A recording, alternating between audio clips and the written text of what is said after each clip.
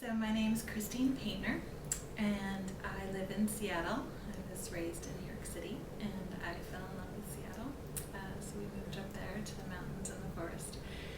And I am Roman Catholic and a Benedictine Oblate, and the Benedictine path and practice is my primary community these days. I do spiritual direction primarily in the context of my own offering in my own office or through retreat. My work primarily these days is integrating spiritual direction with the expressive arts. And so I have created a program along with a teaching partner of mine, Betsy Beckman, who is a dancer. And we teach a program called Awakening the Creative Spirit. And we help spiritual directors learn how to integrate the expressive arts, so writing, visual art, poetry, movement, song, dance, into spiritual direction, practice, and ministry. So that's my primary way that I work with people who are already spiritual directors to help them develop their own skills.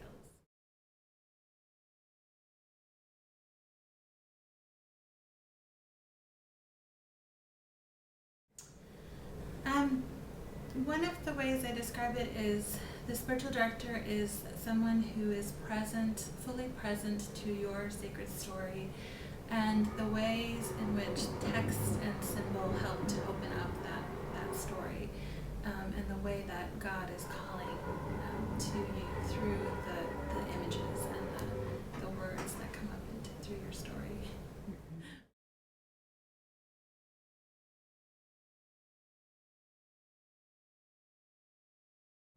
I guess I would explore with them what they had tried before, and what it is that works and doesn't work about prayer for them. I think oftentimes people have a sense that they're supposed to pray in a particular way or have a particular formula.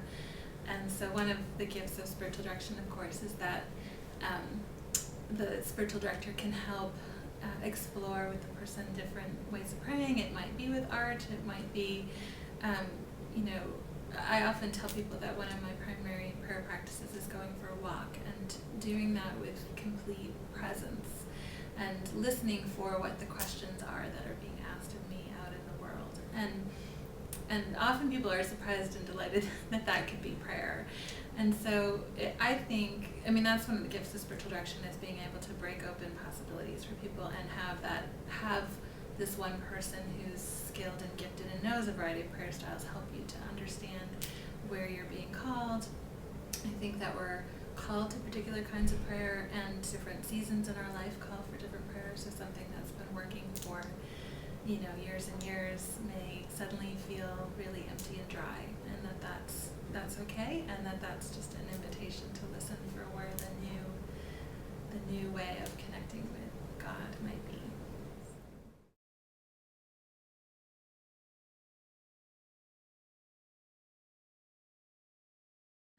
The act of meeting with a spiritual director is one that brings more presence to our lives, more intention, more awareness of the different parts of ourselves. And so one of the things I usually ask when I first meet with someone right up front is, how are they taking care of themselves? Do they have places where they can play? Do they have ways they take care of themselves physically, emotionally? So to really consider the whole of the person and to think about the different parts that make up, and so that the spiritual is nurtured by the health and well-being of all of the other pieces.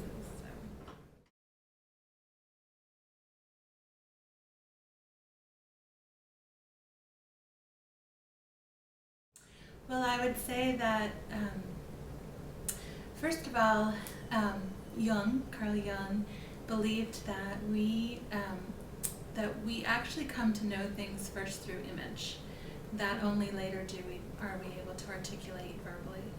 And so how I take that to mean is that God speaks to us first through the images that are birthed in us, and that part of the spiritual direction process is to learn how to hold those images really carefully and tend to them and work with them in the language of image and symbol, which will include language and verbal processing, but a large part of it is working in visual art and poetic language and movement to get in touch with. It's particularly helpful in discernment, where we're listening for what hasn't yet been named. And so a lot of my work is about giving people practical ways of doing that, ways that really honor the gift of the arts, that honor the person who's coming who may or may not be comfortable with the arts. And so there's a variety of ways of approaching that with somebody so that they can enter into it and not feel fearful, because a lot of people have a lot of, unfortunately, a lot of damage done to them around their own creative expression and artistic experience. So that would be how I would start. And I often talk about the arts as two metaphors, one as pilgrimage and one as tabernacle. And the pilgrimage image is that our whole lives are this journey of discovery, and for me, the arts helps to provide, the arts themselves become this journey of discovery. So in the process of painting or collage or movement, if we tend to what's actually happening within us, we begin to discover new things about ourselves. So the arts sort of become a little microcosm of the macrocosm of our lives, and we start to notice our resistances, our blocks, our joys, our energy.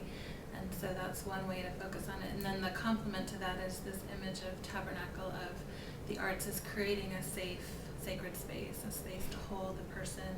The arts are a really powerful way to help somebody break open difficult, painful experiences, a really helpful way to be with grief, particularly because a lot of that is again, those images that haven't yet been broken open, haven't yet been named. And so it's a way of honoring the symbolic quality of that.